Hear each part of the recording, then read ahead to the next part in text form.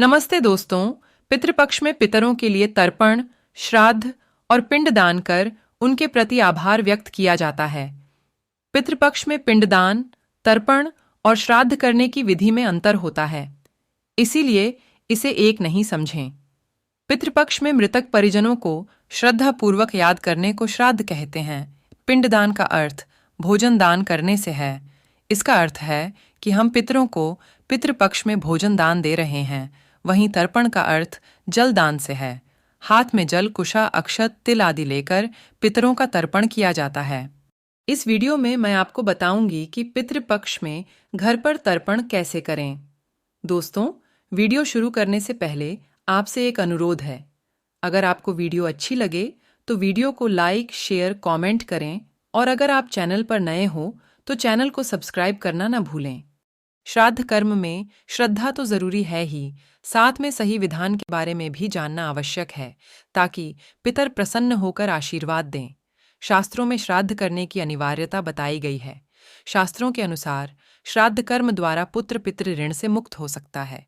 इसलिए पुत्र पौत्र आदि को पूर्वजों के निमित्त श्रद्धापूर्वक ऐसे शास्त्रोक्त कर्म करने चाहिए जिनसे उन मृत प्राणियों को परलोक या अन्य लोकों में भी सुख प्राप्त हो सके।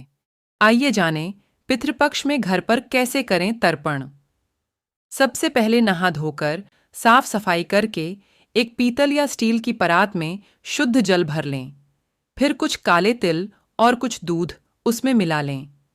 यह परात अपने सामने रखकर एक अन्य खाली पात्र भी पास में रखें।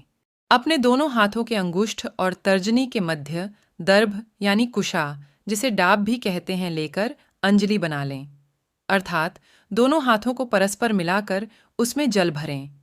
अब अंजलि में भरा हुआ जल दूसरे खाली पात्र में डाल दें। खाली पात्र में जल डालते समय त्रिपिताम कहते हुए जल छोड़ दें। प्रत्येक पितृ के लिए कम से कम 3 बार अंजलि से तर्पण करें।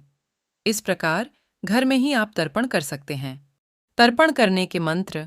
पितृपक्ष में तर्पण, पिंडदान करते समय इन 2 मंत्रों का जाप करें। इस मंत्र का जाप करके पितरों का आह्वान किया जाता है।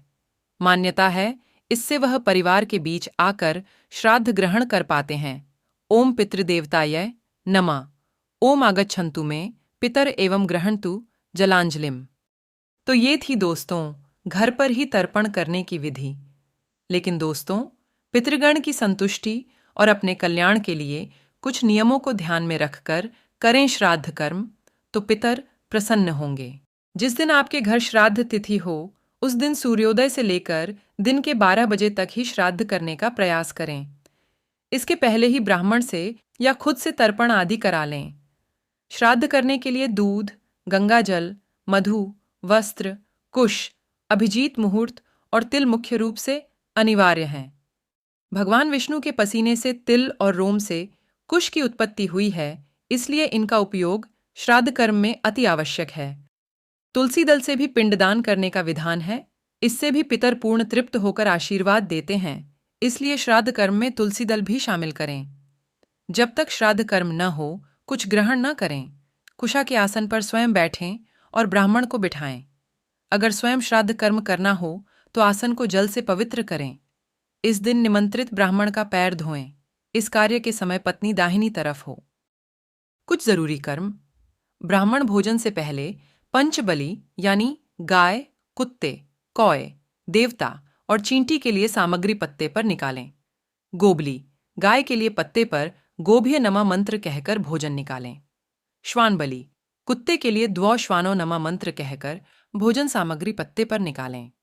काकबलि, कौवे के लिए वायसेभ्यो नमा मंत्र कहकर पत्ते पर भोजन सामग्री निकालें।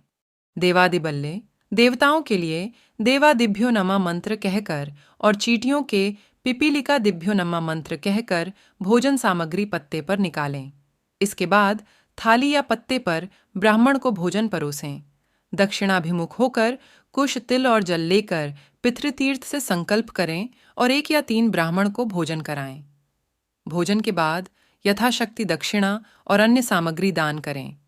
इसमें गौ, भूमि, तिल, स्वर्ण, घी, वस्त्र, अनाज, गुड़, चांदी और नमक का दान किए जा सकते हैं। इसके बाद निमंत्रित ब्राह्मण की 4 बार प्रदक्षिणा कर आशीर्वाद लें। ये सरल उपाय श्रद्धापूर्वक करने से पितर तृप्त होते हैं और वे आशीर्वाद देने के लिए विवश हो जाते हैं। आपके कार्य, व्यापार, शिक्षा अथवा वंश वृद्धि में आ रही रुकावटें दूर हो जाती हैं। उम्मीद है दोस्तों, आपको मेरी ये प्रस्तुति अच्छी लगी होगी। धन्यवाद।